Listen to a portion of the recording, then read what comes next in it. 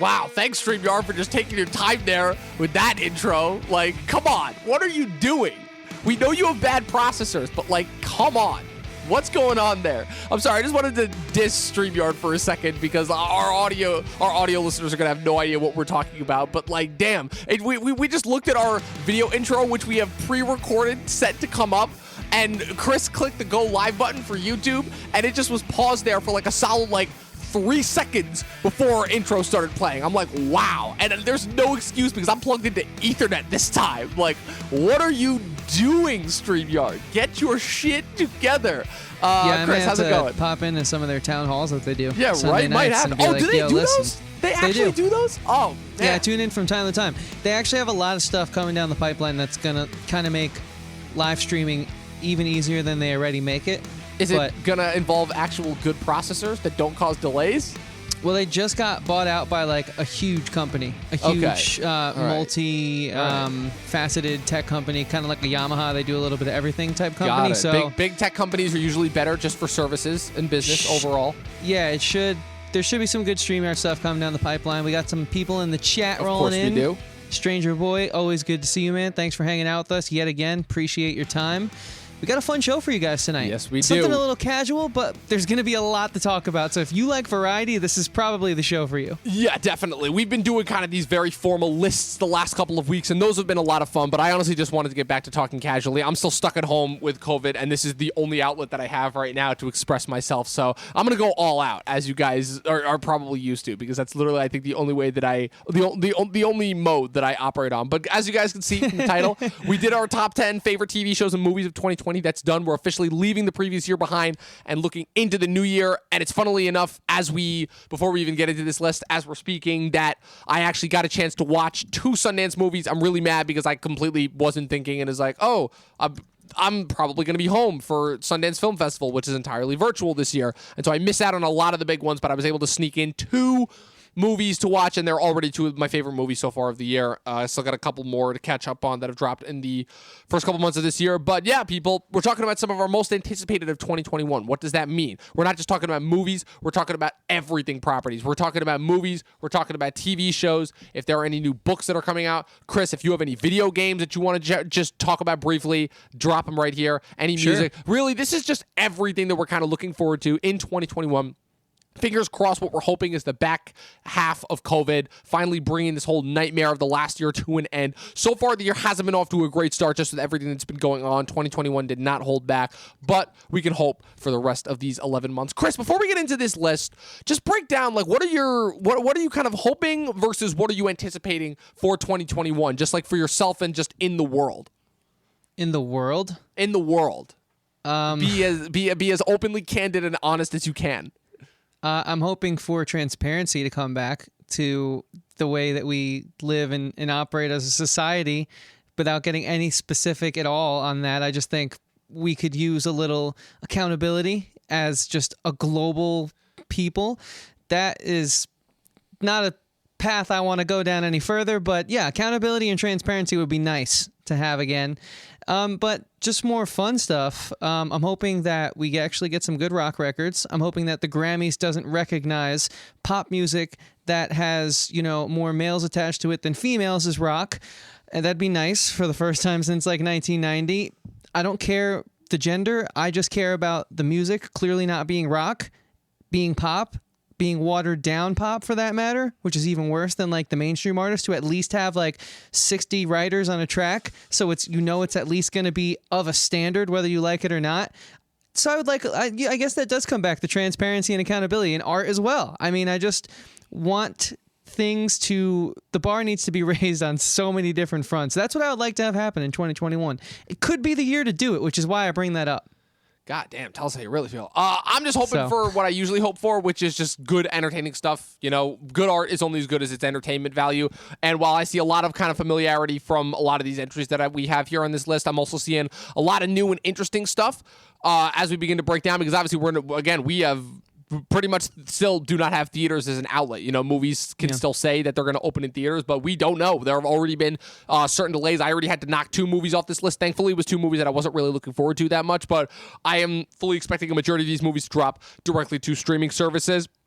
Yeah. And we still have some from some studios that we enjoy very much overall. And like I said, we've got a lot of good, cool TV shows to look forward to. Just I'm very much anticipating the same thing that I've anticipated for the last couple of years is what is it in the entertainment industry that's going to give me that's new? Just not just as far as content goes, but as far as like specific modes of storytelling. Like I said, the thing that impressed me the most about 2020 was how many amazing limited series that we got that could have easily just as been movies, but just never would have been made as movies. That was the thing that I took away from it the most. And the fact that and also with 2020 finally getting into kind of those uncomfortable areas that it seems like big budget fare has been so afraid to touch overall. And I feel like a lot of properties really came to play last year as far as that goes. And I'm hoping to see that continued with this year. With that being said, I do still have a lot of big budget fare, and I do still want my big budget nostalgia trip entertainment, just kind of like my mindless blockbusters, I'm also looking forward to how the awards run is going to go this year, because this is going to be the first time in over 100 years of recorded Academy history, if the Academy Awards still happens as they're expecting, where there will be films released theatrically, or in this case, just in the new model of on streaming, direct to streaming in early 2021, films that will be recognized for the Academy Awards in addition to the bulk of the 2020 filmography. So movies like Malcolm and Marie, Judas and the Black Messiah, Tom and Jerry, even if for whatever reason the animated Academy decides to recognize that, those will all be recognized for this year's Academy Awards. So those are just a few of the things that I'm looking forward to, just as far as shakeups in the entertainment industry go, and kind of new things that are kind of shaking up the establishment that we've kind of come to know and love the last 4 years. But the only thing that we can expect is that for right now, theaters are not coming back. So get ready to chill back on that couch, subscribe to that HBO Max, and get through. So that kind of brings me to the first topic of area of expertise. Hang on, because we have a lot of new faces in the chat right now. Okay, so I think I'm we'd not be on remiss the to not. chat, First that's of all, why. Jay Manley, always hanging out, always here. Appreciate you being here, man. Thank you yet again for spending some time with us.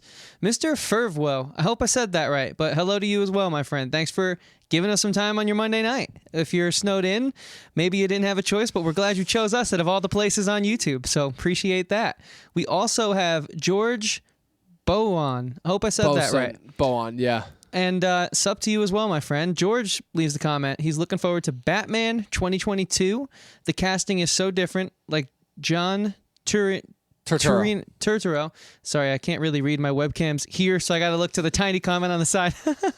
Playing Falcone is a different decision. I would like to see what performance he gives. Yeah, that's a little that movie's past, not coming out until 2022, so that's we will a little unfortunately past, 2021. But like, I'm sure we'll talk about it at some point this year on the channel, because we both love Batman. So the Batman was. All I ask is that you stick around with us, and we'll definitely cover it in some way, shape, or form for sure. Worry. Thanks again for hanging with us tonight, guys.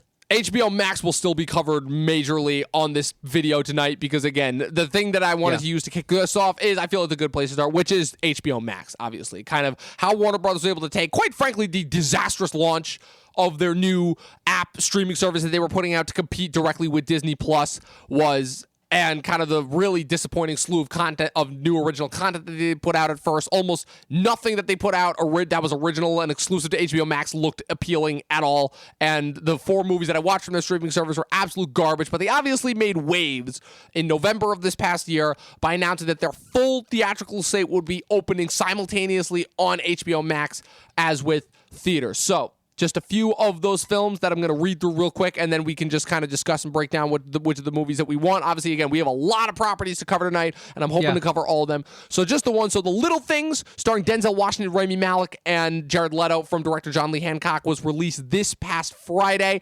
It's already making waves for, again, being the first highest grossing movie of 2021. Well, guess what? When it's like the only new thing to watch in theaters, and there are barely still people going out to theaters, 4.8 million is going to seem sure like a lot of money.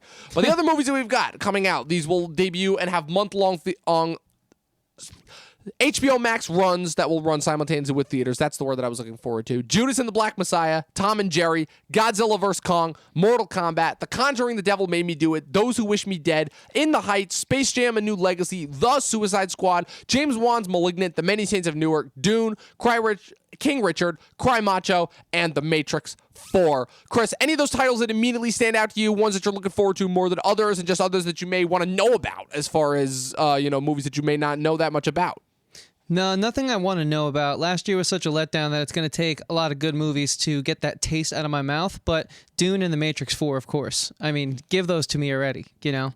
We should have had them, but of course COVID doesn't let you have anything nice, which is another thing I'm hoping for in 2021 is to getting back to having good things, because it was tough putting together my top 10 list of 2020, and I did see 34 movies, which is the same exact amount that I saw in 2019. So you explain that to me. Well, I mean, I can't really explain anything. I lost 30 movies between 2019 and 2020. I went from 83 movies to 56. That should tell you something as far as the overall availability. Whether you knew it or not. Availability for what we've got to work with. But yeah, as far as that goes, I mean, the only one, I mean, Judas and the Black Messiah was a movie that I was very much looking forward to already, but that was kind of when I was in that phase of, how is this movie going to get released? But that one comes out in a month, and that one I was really happy to hear. That one already felt like it was going to go to HBO Max to begin with. But obviously, again, it already looks to be a big Oscar vehicle for Lakeith Stanfield and Daniel Kaluuya, who hopefully will win his much-deserved Oscar. Godzilla and that vs. one Kong just looks like it's going to be well-made. So yeah. I love a good well-made film like that. First-time filmmaker, definitely seems to have that kind of like raw feel and vibe that we've been so craving from our movies recently. Godzilla vs. Kong, obviously, that just like is dumb, big-budget, monster spectacle fair. Yeah. I'm not excited for that movie because although I think King Kong's been a little bit of a higher bar, both of those franchises coming together, it's just like you're taking two bad monster franchises that once were titans of the industry, which makes it even more depressing and sad, and you're just hoping to salvage what's left of their shitty plot lines and culminate into this final showdown, and you have all these cameos from the other big bads of the Godzilla universe, and I'm like, okay, but you had those cameos in the last film, and was it good? Yeah. I don't think so. Yeah, that movie wasn't good. Look, I'm just hoping that this movie can kind of take the elements from the last Godzilla movie that worked, because there was a fair share that worked, and also bring in and kind of strip away the ones that didn't work. Like, get rid of the self-seriousness of it. Get rid of we need to bring these monsters together to save the world. Get rid of all that shit. We just want to see two kaiju throw down and wreck shop. And from at least what this first trailer gave me, that's what I'm hoping to get, but I'm not having my expectations too high because I had an absolutely disastrous time watching. Chris, can we make this occasion? Can you fill in the audience as to your experience watching 2019's Godzilla King of the Monsters? Because you've told me this story, and I feel like it's too good of a story to not keep from the podcasting audience. Yeah, that movie was so bad it ruined a date. Like, I think the whole point of going to see a film on a date is to have something to talk about afterwards. You usually go see the movie first, maybe get some food afterwards, right? Pretty standard affair. Everyone's been there, done that. The problem is, I think the movie has a value that people overlook because most of the times you don't go and see a movie that bad. And even when it is a bad movie, they're fun to talk about. But that's not even a fun, bad movie to talk about. So you're just sitting there awkwardly afterwards in the still like, we really don't know too much about each other phase, and the icebreaker was supposed to be the movie, but the only ice that was broken was Godzilla smashing into those Antarctic glaciers, which, to be honest, the environment's already helping break down. So it's like, at that point, it was just an awkward night, and yeah, never carpool to first dates because you don't have... it's like you want to get out of there as soon as you can. That's how I felt watching the film in the theaters, and then that's how I felt for the rest of the evening. So we have George. George is laughing. I promise you I can look back and laugh now, but in the moment, when you live half an hour away from everything in the area that we live, and you got to drive back a half hour after it was just not don't ever vet your movies, folks. That's what I would say. Vet your date night films. You've told me that story before, and that's already the greatest story that you've ever told since in the history of us being on air. That's absolutely incredible. Just the way you described that. That was a better movie than half the movies that we saw last year. And that is true too. And the sentiment I will add is the same amount of chemistry I had with the girl was in the movie, aka none. So it wasn't going anywhere to begin with, but that movie didn't help in the first place. Oh, that's great. Yeah, I saw that with my dad. I felt so bad because the only two movies that I saw in a theater with my dad last year were two of the worst movies that I saw. That being Godzilla King of the Monsters and Rambo Last Blood, which is my number one worst movie of 2019. I didn't even watch that, yeah. Good, just don't. If you want to let the Rambo franchise rest in your head on a short enough pedestal that it already is on, just don't even watch that movie. The fourth most recent one was entertaining enough, but yeah. So it's just better to put that to bed. And then, of course, I'm looking forward to Dune. I am still very much looking forward to seeing what James Gunn's going to do with the new Suicide Squad. I'm also weirdly enough looking forward to Space Jam. I've got a really nostalgic, fond place in my heart for that movie, and I'm going to be actually really excited to see what they do just as far as the new effects and kind of how they bring the Looney Tunes into the modern day. And I do think LeBron James can actually act. I did want to give a shout out real quick to a couple small ones that I don't think will get the recognition they deserve. Those Who Wish Me Dead, which is the next film from Taylor Sheridan, who wrote Sicario and Hell or High Water and directed 2017's Wind River. Really underrated filmmaker who more people should just watch his movies. Really seems to have a good firm grasp on like the modern day Western. The Matrix 4, obviously, is a big one. And I also wanted to give a shout out to Malignant, which is James Wan's new upcoming movie that he is directing. His first movie that he's directing since 2018's Aquaman. It doesn't have a plot summary yet, but the cast includes Annabelle Wallis, Jake Abel, George Young, Maddie Hansen, Jacqueline McKenzie, and McKenna Grace, who is a young child actress who's been making waves recently. And I definitely think that what's it called? I mean, if you like Juan, if you like good low budget horror movies, then he's definitely one to look out for as far as that goes. So real quick before we jump into the next section, the chat's kind of saying something. So let's see what they're talking about. Stranger Boy's got some things he's anticipating: Spider-Man 3, Luca, Ghostbusters Afterlife, Army of the Dead, Willy's Wonderland, and ECT. Willy's Wonderland. Yes. Oh, man. I'm actually glad that he reminded me of Army of the Dead because that's one I forgot to put on my list. But real quick, before we got into the next topic, which is Jay's Disney. Looking forward to Godzilla vs. King Kong. Skull Island was a decent movie. That's the one thing I was going to add. That very early on, what was that, 2008, right? 2000. Wait, no. Are you talking about the Jackson King Kong or Kong Skull Island? Because Kong Skull Island was 2017. Oh, okay. I got them mixed up. But I do got to say, though, that's why I think the Kong movies have been better overall. And I thought Skull Island gave me hope. So we'll see what happens. And yes, No Time to Die is way overdue. Yeah, Couldn't way agree overdue. more. Yeah, we'll get to that. Don't worry. I have a very specific spot saved for the right end of this video for that movie. Yeah. But so but yeah, Kong Skull Island I actually did enjoy the more and more that I think about it. But, it's not phenomenal, but you know. Yeah. Can we just take a quick sidebar and talk about kind of the maybe like strange year that Nicolas Cage is going to have, because Nicolas Cage in 2021 already has had a movie debut at Sundance.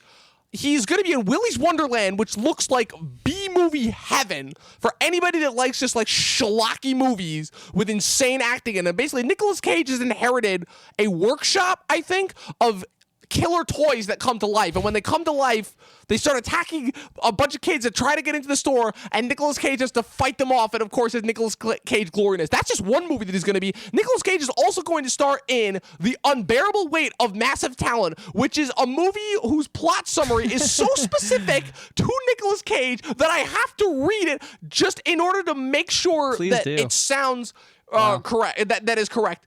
Directed by Tom Gormican, The Unbearable Weight of Massive Talent features Nicolas Cage playing a fictionalized version of himself, having to go to a birthday party of an obsessive fan who forces him to recreate his most famous characters and scenes for the birthday party. And of course, I believe it is when the birthday party is invaded by by a drug lord. He, of course, has to become some version of himself in order to eventually save his wife and daughter. That could not be more of a Nicolas Cage movie if it tried. Like, that is ridiculous overall. Like, do you have any reactions to those two movies that I listed on? Like, the Nicolas Cage subgenre that's going to hit us in 2021. I love the point in his career that he's at where he's clearly made his money. He doesn't need to take any roles at all anymore to keep the mansions going. He could just do what makes him happy. And if this is it, he's just a brilliantly complex human being. I'm all for it, to be honest with you. I will check out any weird thing Nicolas Cage is in, because I honestly liked him before he was doing this weird type of kick that he's on. I never understood the hate. Same with Nickelback. Same with Imagine Dragons. I'll give you Nickelback. I still don't understand why people started. I can actually understand Imagine Dragons only because Imagine Dragons sounds to me similar enough to Nickelback that it's almost like people just kind of started associating them to go in that direction before they even really had a chance. You know, like they were just starting to become popular and people just became sick of them. Like it's like the post Nickelback internet hatred, but like before they really even had a chance to have a heyday. I call that the Twitter gaslight. I refuse to believe it. That's a great term for it. I have many points against that, but I can see I totally understand how people see that, though, and it's that Twitter gaslight. Oh, Stranger Boy, yes. Halloween Kills, for yes. sure. We're going to get there, I'm that. sure. So yeah. yes. So right now, I'll just run through the Disney Fox release schedule that I have right here. These are all the releases that we have that are set to debut between Disney, Fox Searchlight, or the previous Searchlight Pictures, whatever Disney's calling it now. We've got Raya and the Last Dragon, the Disney original animated movie that will be dropping direct to Disney Plus. Black Widow, Free Guy, which is the acquired Fox movie that stars Ryan Reynolds as the guy who finds out that he's living in a video game, from director Sean Levi. That movie looks like a lot of fun. Shang-Chi and the Legend of the Ten Rings, The Night House, an upcoming horror movie from Fox. Spider-Man, I have it entitled Homesick because that's a fan title and it's a pretty cool title as far as what the untitled Spider-Man 3 is going to be. Luca, which is the next Pixar movie. The Kingsman prequel, which that's another one that's been delayed so many times I've kind of lost track.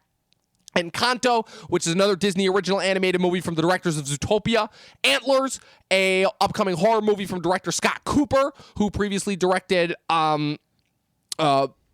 Crazy Heart and Out of the Furnace. The Eternals, Nightmare Alley, which is Guillermo del Toro's new upcoming movie that was shot in Buffalo, New York, that is going to be in his next Oscar contender, starring Bradley Cooper, Cate Blanchett, and Willem Dafoe, and a bunch of other people. And ending it is Steven Spielberg's remake of West Side Story. Those are all either movies that were already supposed to come out this year or largely delays because, just the theatrical window. We've pretty much talked about each and every one of these movies. There's not too much to talk about because a lot of the animated ones to me, I really don't know that much about until they actually get released. And considering that the majority of these are just Marvel and superheroes, like again, we're recapping a Marvel show every week. I'm particularly excited to see what happens with West Side Story. I don't have high expectations for it, but I really love that original film, and I've seen the play many times growing up. Like I still every summer when we're in normal times go to a Shakespeare festival. I very much so enjoy like live theater, so I've seen a lot of different productions. Actually, just watched 42nd Street for the first time a few nights ago and was blown away by it. So I trust Spielberg, but I'm curious to see what he does with a musical. So we'll see.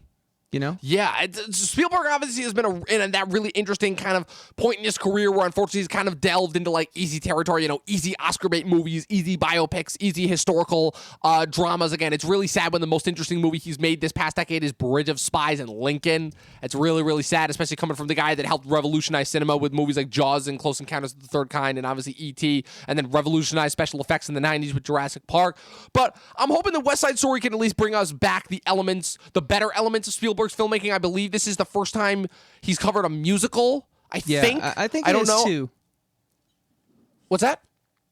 I said I think it is too. I don't know how much he knows about music. I don't know how inclined he is in regards to that part of his artistic brain. So that's why I'm curious about it, because he's obviously, when he's on, there's no one quite like him. Obviously. There's only a few. But we'll see. I mean, I do respect him still trying uncharted territory this late into his career. Like, I feel like Ready Player One was also like a bit of him like really like, hey, how much further can I push this sci-fi thing? And so I do respect that. And you're not going to obviously hit it out of the park all the time when you're doing that. But this is a little safer of a bet. So I feel like it's more about who he brings on, choreography wise, definitely for like the theater production, translating to film wise. So we'll see how this is really going to be a test of his like directing. Can he manage this new territory? The thing that I'll say to this is that when it comes to the two films that Spielberg says directly influenced him when it came to wanting to make movies, he has said that it is Lawrence of Arabia and West Side Story. So very definitely cool, gonna give it his all if this is a remake of if he's remaking the movie that he helped to define him. Then again, as far as Marvel goes, again, I want to say that Eternals is the one that I'm looking forward to the most, because that again seems to be the most out there that they've done as far as that goes. I was really impressed with what Chloe Zhao did with No Man Land. Obviously, we know. There's only so much that you can actually apply when it comes to being a director to a Marvel movie, but still, that one looks to be the most different from them. For me, it's Shang-Chi, man. I think that's going to be really cool. Well, that's because that's got your guy in it. It's got my guy, Simu Liu. It's got your guy. But aside from that, I mean, look how Marvel took Iron Man, and it was pretty much a C-lister in their sales and their universe, and he became like the guy of the universe. Look, we know what Marvel's capable of, and we know the better parts of their filmography, so like we know what to look forward to. I just wanted to give a quick shout out to Destin Daniel Cretton, the director of that movie, who I feel like has been trying to like make his indie career been going for like the last couple of years and really hasn't had that much success with it, directing some really strange movies that feel like they should have been big but then just weren't. So for him finally getting a Marvel movie, props to him. Obviously, again, all their original movies, I'll always watch anything animated from Disney, always, and their and their animated slate this year looks to be, again, just hopefully it'll hold up to the caliber, because again, with just 2 movies Disney ran animation last year, and Soul was, again, it was both our collective favorite movie of last year, so we'll see if they can continue that track record. And of course, obviously a shout out to my guy Guillermo del Toro with Nightmare Alley. I wasn't the biggest fan of Shape of Water, but I'm always interested to see a new film from him. Mortal Kombat we will get to. Just wanted to briefly touch on Sony. Sony, I only have 2 big ones written down this year because I still consider Spider-Man in the Marvel camp, even though that's kind of their big hedge fund that they're putting behind. They've got Ghostbusters Afterlife, which, again, is a movie that I will watch because just, again, actually hoping to continue and do right by that franchise where the freaking last one left off. I really love the first 2, I would say, a lot.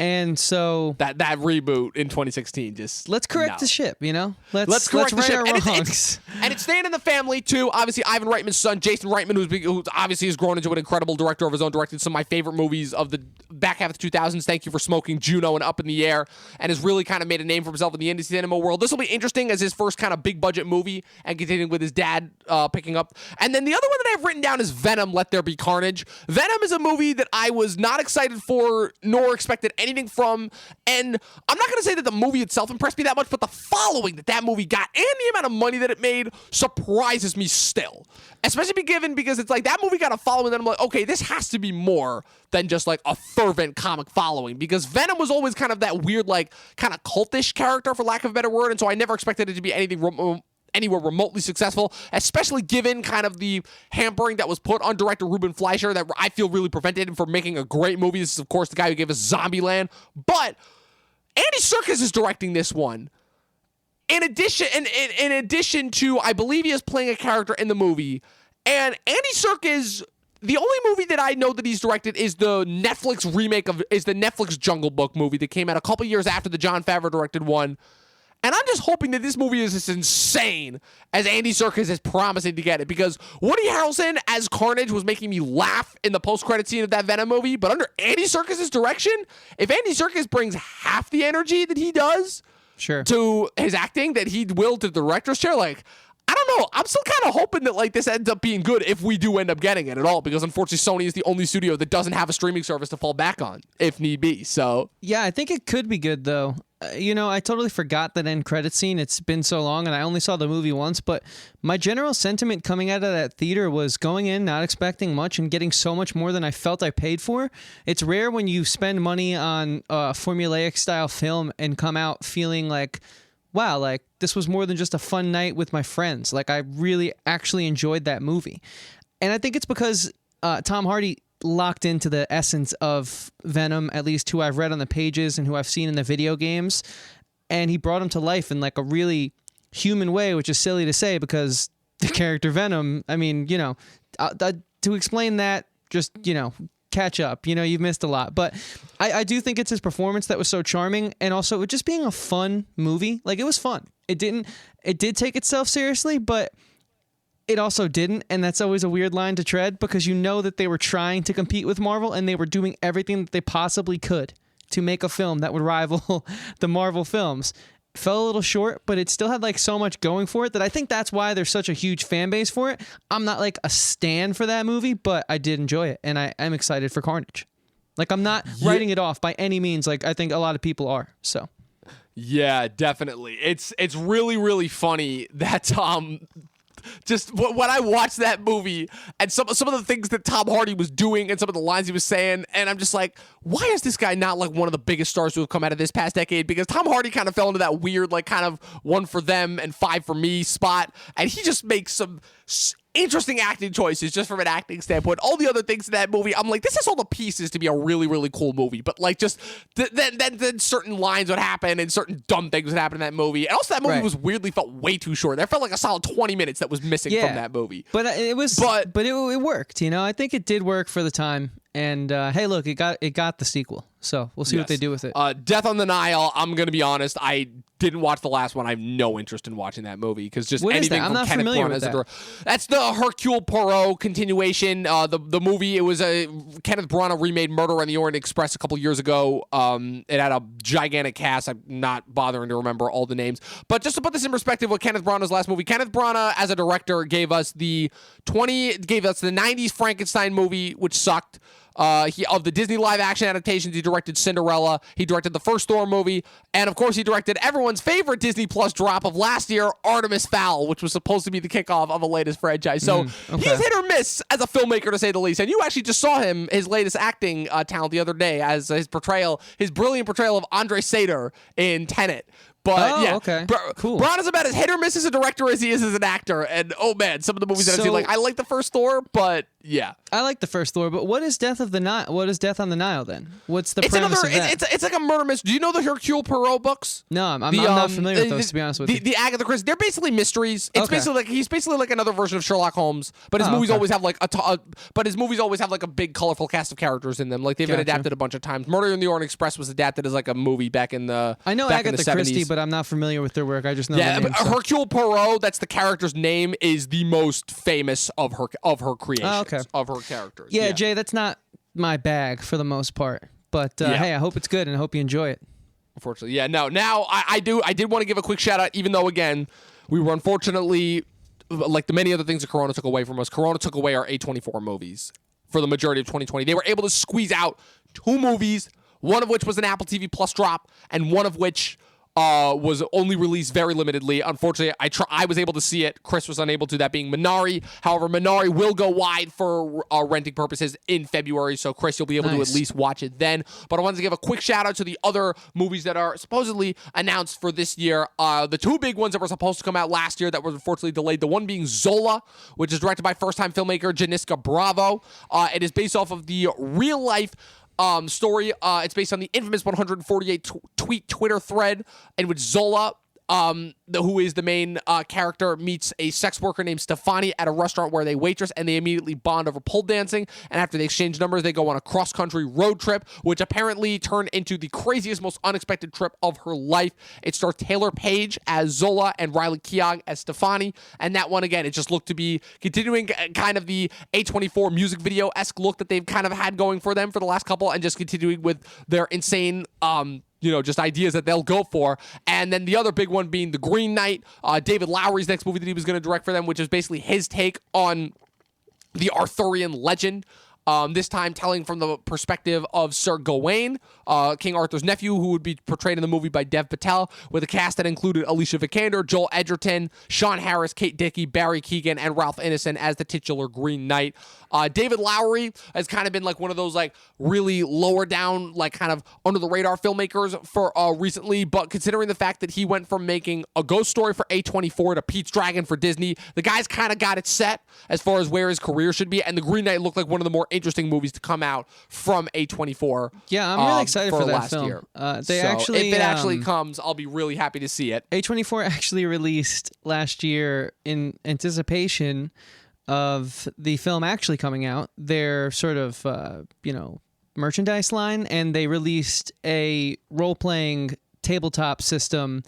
And, D&D, Cyberpunk, those are all tabletop systems around the Green Knight mythos. So that got me even more interested than I already was. And it kind of seems like these 2 A24 films, both Zola and Green Knight, are just going to be more of what A24 gives me, which is not playing into any trends, just producing stories that they genuinely like and care about. And so what? They're completely different. That's what you get with A24. And I missed having that in my life last year. I got On the Rocks, which was very close to the belt. A nice, heartwarming story, of course, but I feel like you could have gotten that type of film from any other studio.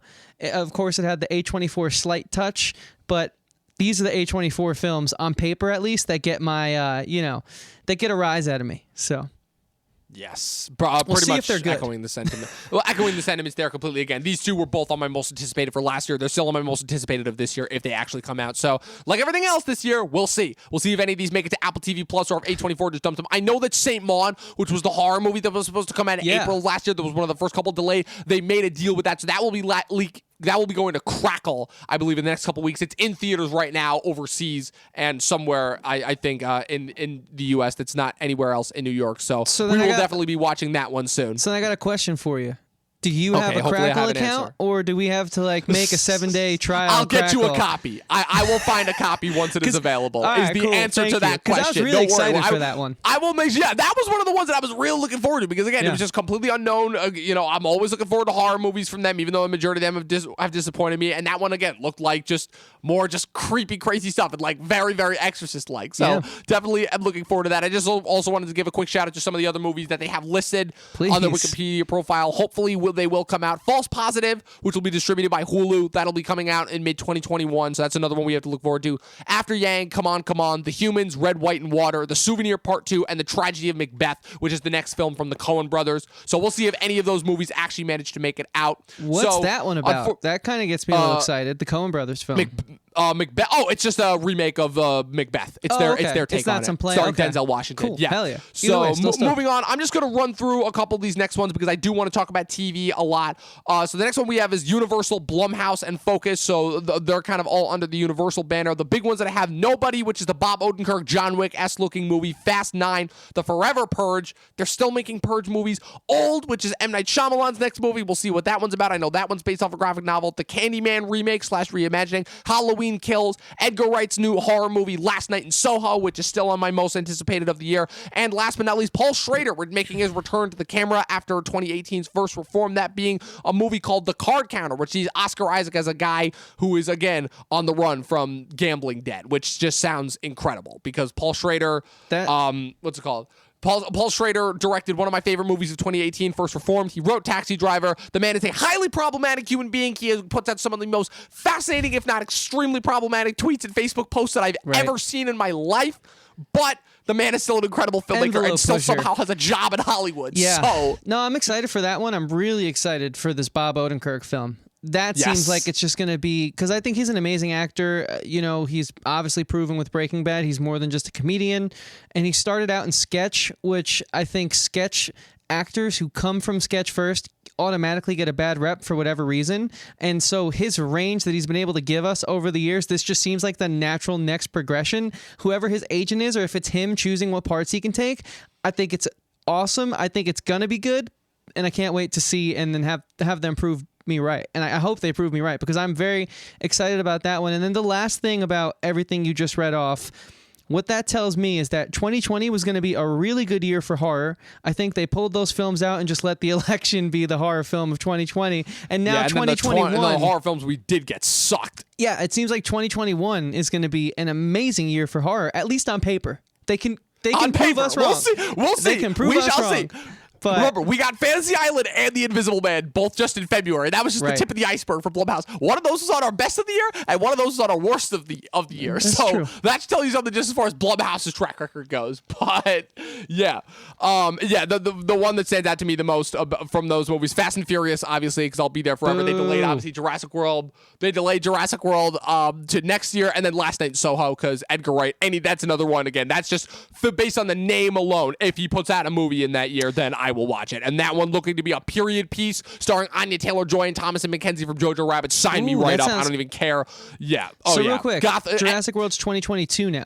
Jurassic World has been delayed to 2022 along with the Batman and a couple of others, along with Morbius and the Uncharted still being delayed off the top of my head. We're never getting that movie. I don't care what top positive, I don't care what. Just so you know about Uncharted, like it's already been years since that game's been out of the zeitgeist. When they greenlit it and did it, it was perfect because the third and final chapter had come out. It was one of the highest selling games of last decade. But it's the video game industry moves faster, arguably, than music and film combined. And it's been a lot of time. You know what I mean? It's either going to revive or... Just refresh my memory. When did Chapter 3 of Uncharted actually come out? Do you remember? I think it was like 2016. I can look it up right now, but... It's been almost 6 years. Jesus Christ. Okay, moving on to Paramount, the studio that I still am amazed is just making money. When I read off some of the movies that they have coming out, you are gonna be like, oh yeah, because they have all the action movies that I hate, which makes sense because they have, as of right now, just in this year alone, supposedly they have a Top Gun movie, a Mission Impossible movie, and a Quiet Place movie coming out. That is where all their money is going because they haven't made a Transformer movie in 3 years. Yeah, and what's it called? And there are a couple of other animated fare. I also just wanted to give a shout out to the United States versus Billie Holiday. Do you know anything about that? No, sounds really cool. I like Billie Holiday a lot. Only because like that was a movie I know it got it's available to rent on. It's actually on Hulu right now, but I heard it was getting really bad reviews. It was from Lee Daniels, the director who did Precious, and so it's based off of the book Chasing the Screen: The First and Last Days of the War on Drugs by Joanna Hari, and Andra Day stars in the lead. What's it called? So I don't remember what specific part of her life this is, but I figured that would be something that should be. She was probably really a part into. of like the early jazz heroin sort of usage that a lot of them. That's what that sounds about right. Yeah. Okay. I mean, I don't know if it got bad reviews. That normally doesn't deter me, but it doesn't get me excited to watch it either. Yeah. We'll see if it makes the list. She's a phenomenal singer, and Yeah, we'll see. It's available on Hulu, so now? at the very least you can watch that. Yeah, right now. Okay. It is available on Hulu. So that might be something to go watch. But yeah, so we have, again, delayed from last year and supposedly still coming out this year, Top Gun Maverick, A Quiet Place 2, and the untitled Mission Impossible 7. That's right, your boy Cruise. We've got a whole month planned for it, depending on if the movie actually comes out. I still don't know, although it would be just amazing. How amazing would it be if in the year 2021 we got a Fast and Furious movie on the Peacock, and then we got a Mission Impossible movie on the upcoming Paramount Plus? Because even Paramount is trying to get into the streaming game. This is the world we live in right now, people. We're back to the $50 cable bill, by the way, and I saw. We've been there. Yeah. What are you talking about? Where we're at? We've been there. They launched that during football, and it was literally the worst commercial ever. It was just stills of different properties across all decades, and we're like, what are they trying? What do they have? Like what properties do they have that they can put on there in order to Classics, beef up that service? for sure. They have their old films, which I'm not dissing or anything, but like. Right, but the problem is most of those movies were already public domain. And most of those movies you could already get on the Criterion channel. So right, I have no idea, to be honest with you. What do they have besides the Mission Impossible and the Transformers movies? Yeah, apparently they have those, which... Hey, look, 7-day trials are going to be the new wave. Multiple emails, seriously. fake emails, and just like getting it done. I've already got 5 emails, so I'm good that as far as that goes. But yeah, Paramount not looking too good. Once again, depending on like the couple of tentpole action movies that they have, a lot of which seem to star Tom Cruise. But yeah. So if you don't have anything else to add there, we can move on. Like I don't really. On, I'm not a fan. Really. You're a Top Gun fan. I Gun, of enjoy course. all the Mission Impossible movies. I'll just say this last sentiment. I'm not thrilled about Top Gun. I don't think everything needs a remake. So I'm going to try my best to not go in with a negative attitude, but they're really going to have to work hard to wow me because like the first film is so good. So that's it. Yeah. Yeah, so Lionsgate, we already talked about Unbearable Weight of Massive Talent. The only other thing that I have on there is Spiral from the Book of Saw. We'll see if that one, again, I could have sworn that was Universal, but I guess not. So the only thing that I have to say is we'll see if that does for the Saw franchise what Candyman will most likely do for the Candyman I'm excited franchise. About. New Saw, right. not so much. Spiral, the only thing that I saw is I'm like, oh, cool, Chris Rock and Samuel L. Jackson are in a Saw movie. Cool. Like, I don't care. Like, the first one is good. I only saw the first two. I have no desire to get into the rest of that franchise. Totally. So, yeah. At least there's a bar there, some solid talent, but at least there is. Netflix is just streaming in general. We've got a couple of good ones, so I'm just going to kind of use this to cover Netflix Amazon, films? and Apple TV Plus. No, these are the only ones that I'm looking forward to. Fuck that. Fuck all the rest of I don't care about To All the Boys I Loved 3000 or whatever, or The Kissing Booth 30. I don't give a shit about any of those movies. Right. I was never going to watch them to begin with. The only thing I really care about as far as that goes, and we'll get to this when we get to TV, is On My Block is coming back for a 4th and final season, and that just makes me beyond happy. So for Netflix, I plan to cover each and every one of these movies if we get a chance. We've got Malcolm and Marie, which we'll be covering next week because that drops this coming Friday on Netflix.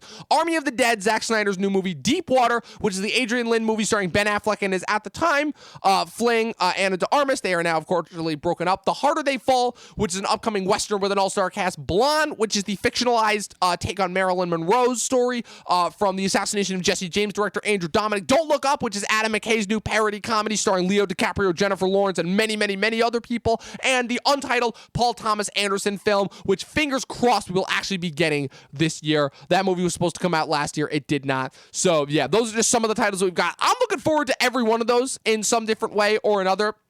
It's good to see we can still get some good movies from Netflix.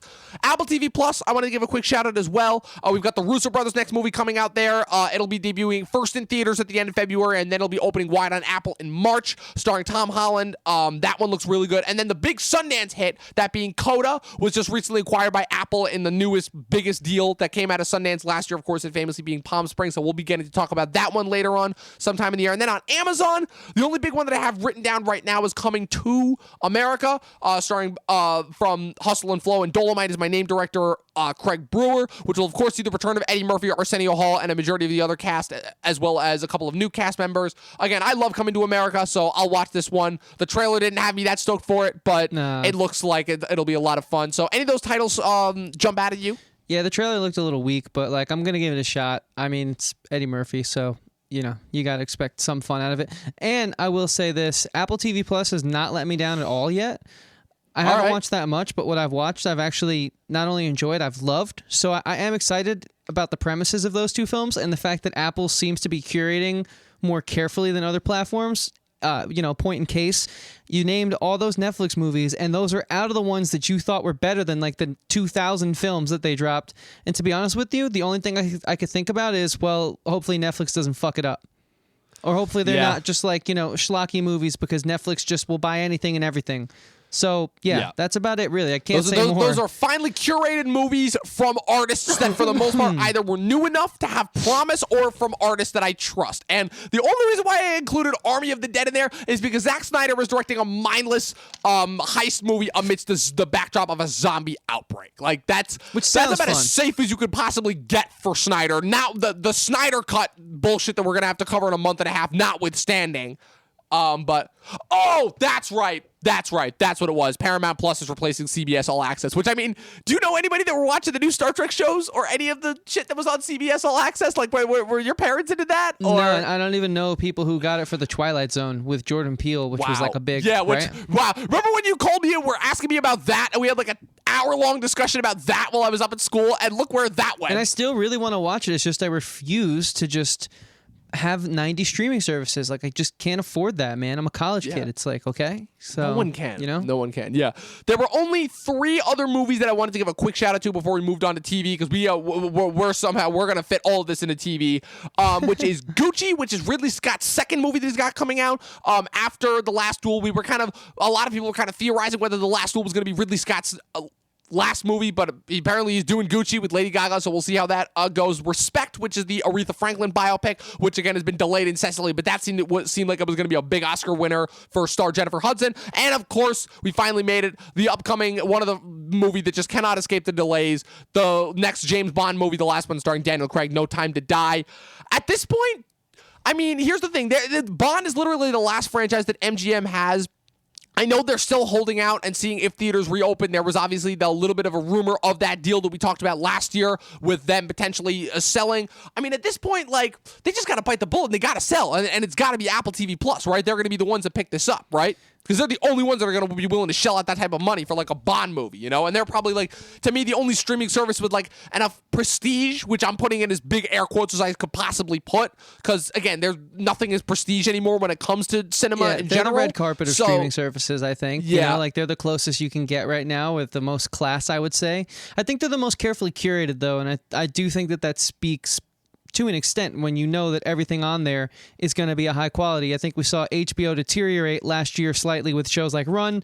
We don't need to get down that rabbit hole too much. This is a looking forward Westworld podcast. Season 3. Exactly. But you know what I will say is I think that this film has so much going for it that they could afford to push it back because it's Craig's, final hurrah. It's a franchise that's been insanely successful. It's been keeping them afloat, but the issue there also might be that it's been keeping them afloat and they haven't been able to put it out. So who knows? That's exactly what it is. Either way, it's exactly what it is. Either way, I think the news cycle, the review cycle is going to be the same. It's just going to be a matter of do we watch it on our couch or in a theater chair? That's it.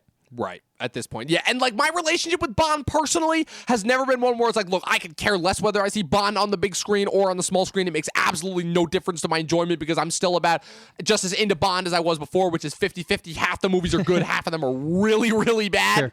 But What's it called? But the last couple of Craig movies, the good ones at least, really I enjoyed. Skyfall to me was one of the best movies that I saw of the last decade, and No Time to Die I was hoping was going to be following that because the most recent track of Bond movies seem to be following the reverse Star Trek rules.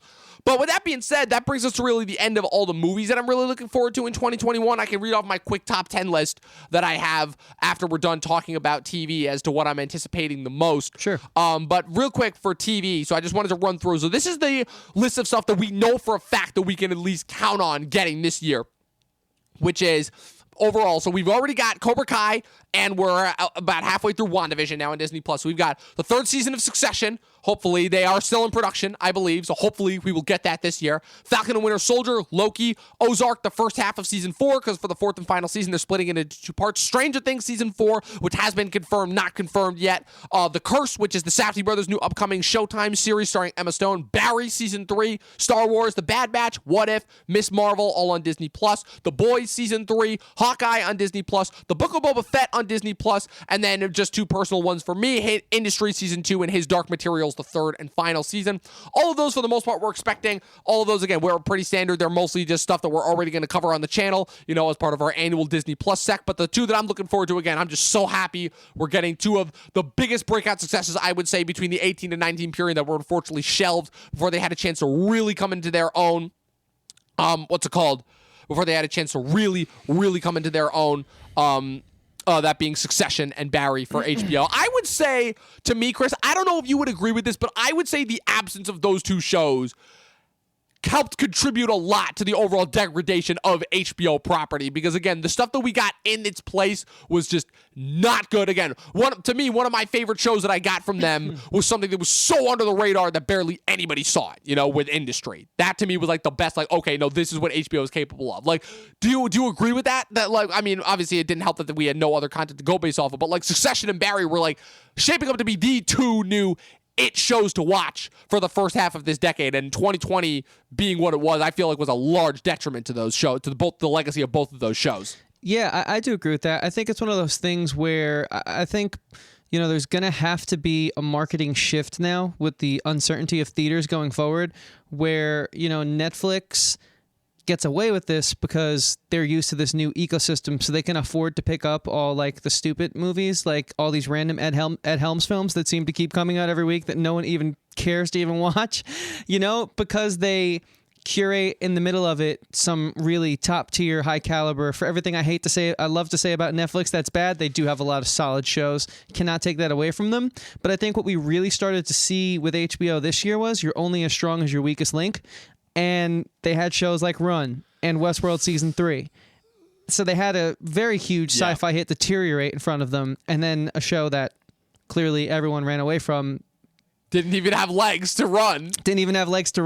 Yeah, you can hit all those jokes in there because they're so timely and important just because of how bad it was. So, yeah, I do think that we will kind of see the suits be tested here if we're not getting the theaters and the constant influx, because, hey, look, there could be a new strain. It could spike again. So we might get productions now, then we might have to wait a bit. So they might really have to be like, okay, we can't greenlight anything anymore unless we know it's top notch. It might benefit us, but also it could hurt us if their judgment's bad. You know what I'm saying? We shall see.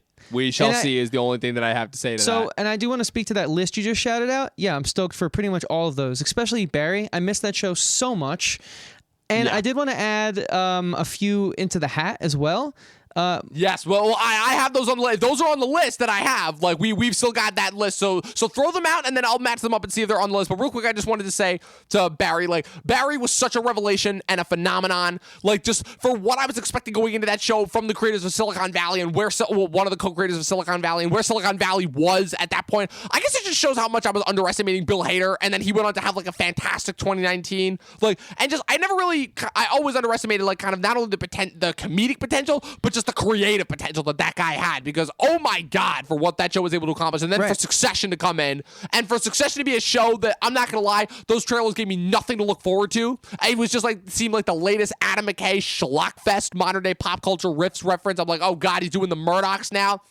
And then for that show to be like kind of the new it show as far as kind of in order to kind of fill the hole that Game of Thrones left, and then for that second season to go where it did, just like, oh my God, I cannot wait for that show to come back. But yeah, so read off the list of shows that you have, and then I'll just kind of fill them in with any other shows that I have right now, because I have a decent amount of new shows coming up here that did look and sound really interesting. Yeah, and just my last sentiment on Barry, that monologue, I forget her name, his love from Sarah Goldberg. Yeah. Oh my God, man, still sticks with me. Like, that show is powerful. That was just one of those like for it to come back. That was like one of those like least surprising moments where I'm like, whoa, where did this come from? I know, right? I mean, we knew she was talented, and it was really good. Geez, man.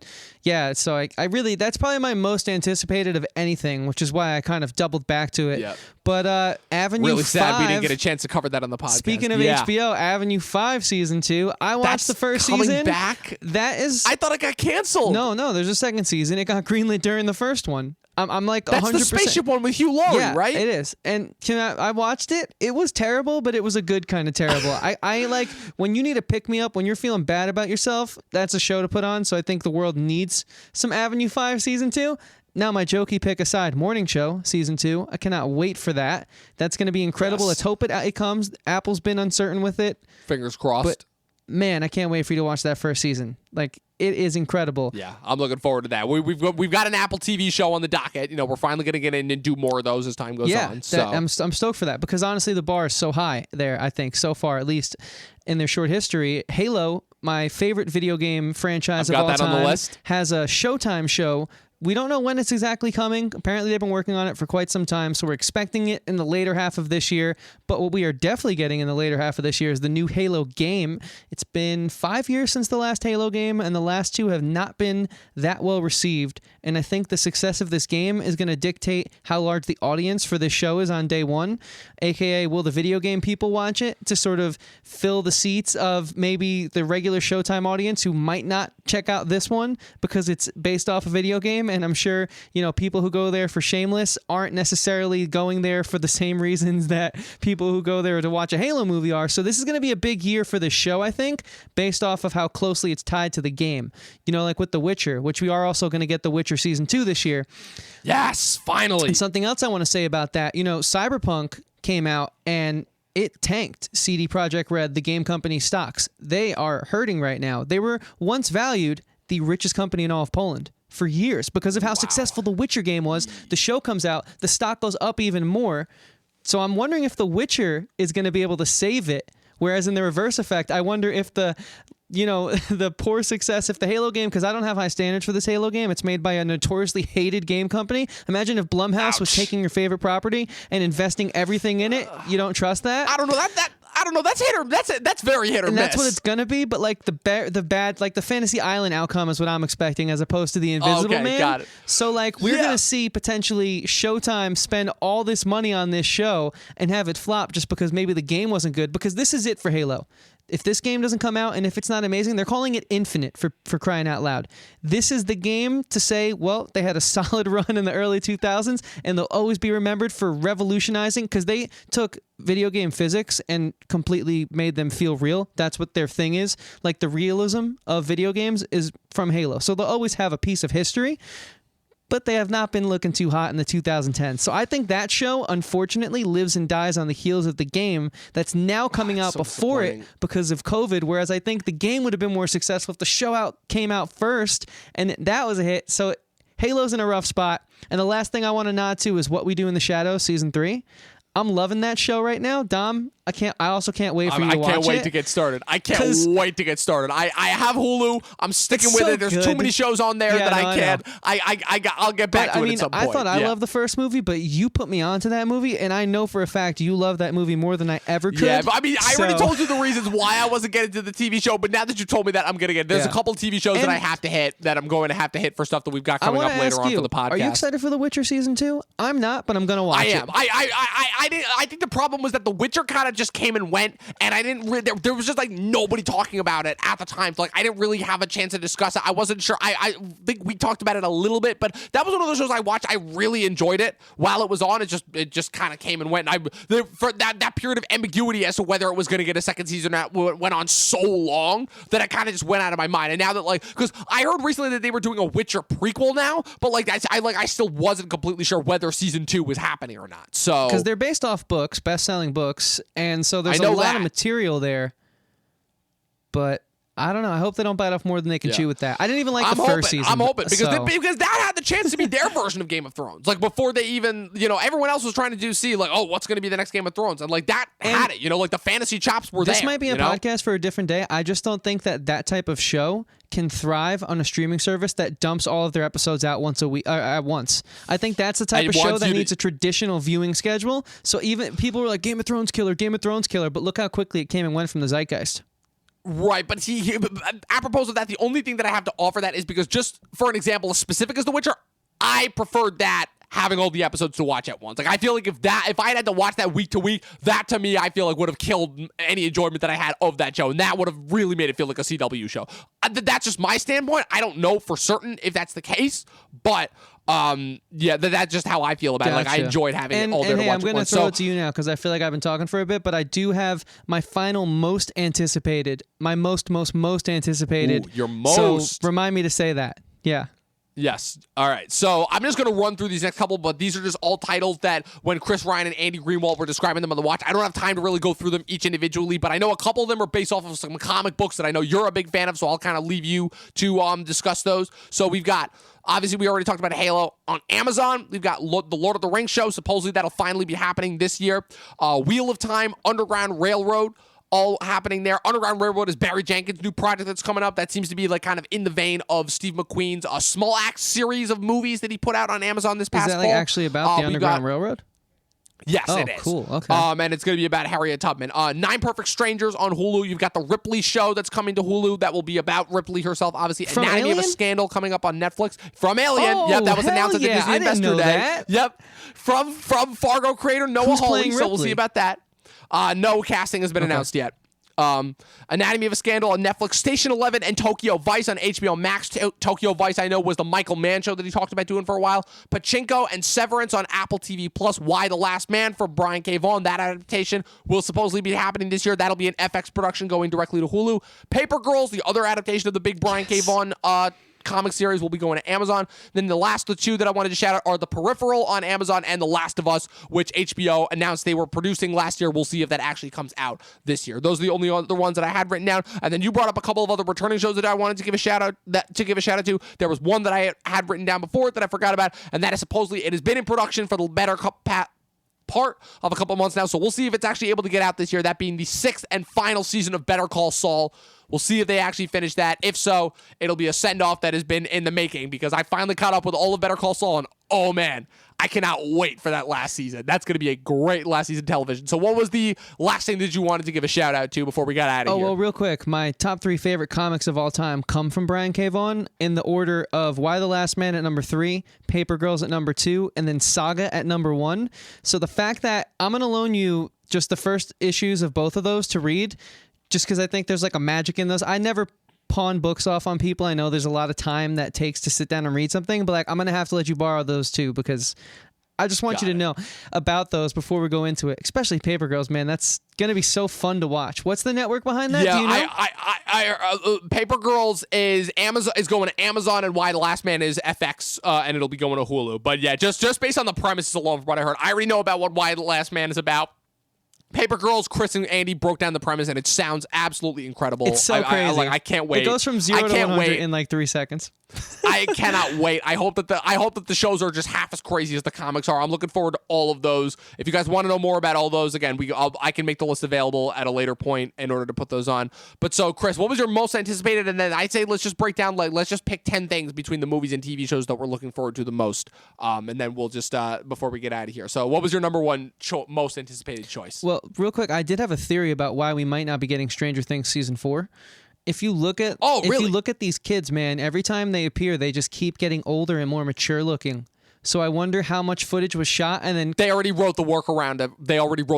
Oh, okay. They already have it that this takes place like several years after the end of the third season. Because like the production got shut down, and I didn't know. Okay, so Netflix is just being close to the vest on that one. Yeah, Netflix is being very, very close to the vest. But like I've seen like multiple production photos from like overseas Netflix stuff that like say Netflix does plan to release this year. Yeah, so Kim's Convenience season freaking 5, dude. Season 4 ended on an all-time high. We're actually interviewing one of the actors Wednesday, February 17th. It's going to be amazing, guys. So, yeah, I'm just so excited and incredibly humbled to speak to an actor from arguably one of my favorite sitcoms, and we'll see how the legacy of this show goes. Shows of all time.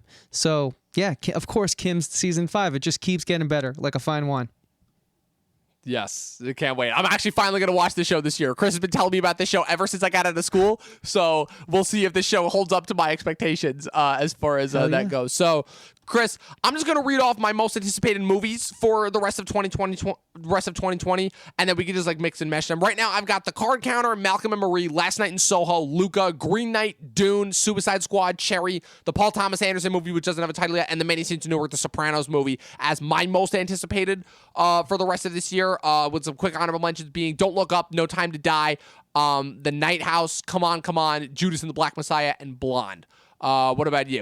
Yeah, those are all super solid. The only thing I'd really add right now is probably A Quiet Place 2, because I thought the first one was very underrated and picked on, and I thought it was pretty solid. And I understand why you'd pick on it, but I think, it's the kind of movie it is, so just chill out a bit. And also The Matrix 4. I mean, I'm pretty excited for that, I'm not going to lie.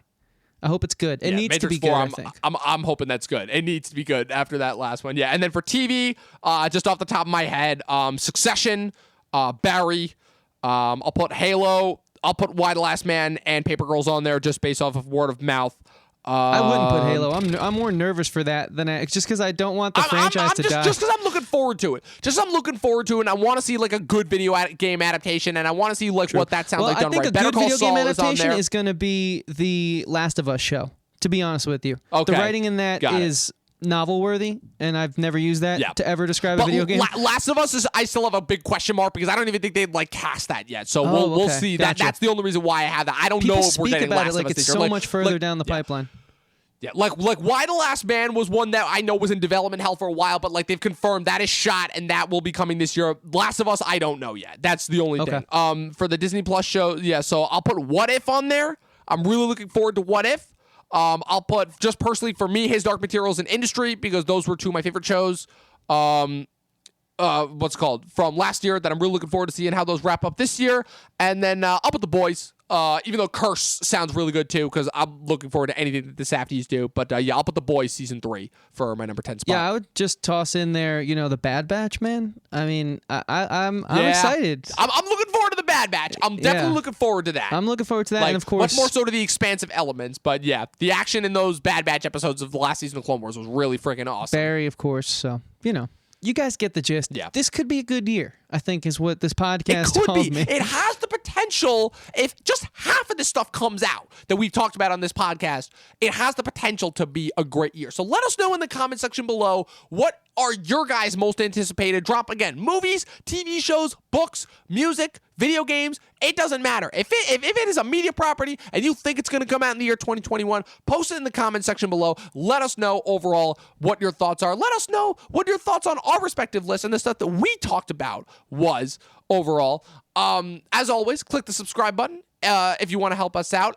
Follow our Facebook and Instagram if you want to keep up with and get notified of our new content that we've got out. We put out new content every Monday, Wednesday, and Friday. Smash that bell next to that subscribe button. That way you get notified every time we put up a new video on YouTube. And also, just click the like button because that helps us with YouTube's algorithms just in general. Chris, where can the good people find you on the interwebs? Yeah, the good people can find me the same place they can find us on Instagram. On Instagram, we are Talkin' TV Podcast, and I am Christian Ivanko, as well as on Facebook and Twitter. So follow me, join in the conversation. I tweet about music, movies, TV, pretty much anything. I'm working on new music myself, so if you guys are excited for that, anticipating that, you want to just see what I'm capable of, that'd be a good place to sort of get acquainted with. So yeah, again, that's at Christian Ivanko, and I'll link it in the description below if the spelling is tough, because I'm sure it probably is. And what about you, Dom?